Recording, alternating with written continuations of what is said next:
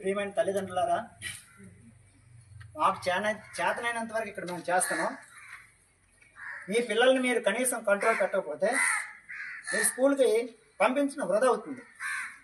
ఎందుకంటే ఇక్కడ మా ఉపాధ్యాయులు మేము ఎంత కష్టపడి పనిచేసినా కూడా ఎలాంటి ప్రయోజనం ఉండదు. మీరు మీ పిల్లల్ని అదుపులో పెట్టుకోకపోతే మీరు పాఠశాలకు పంపించడం వృధా అవుతుంది.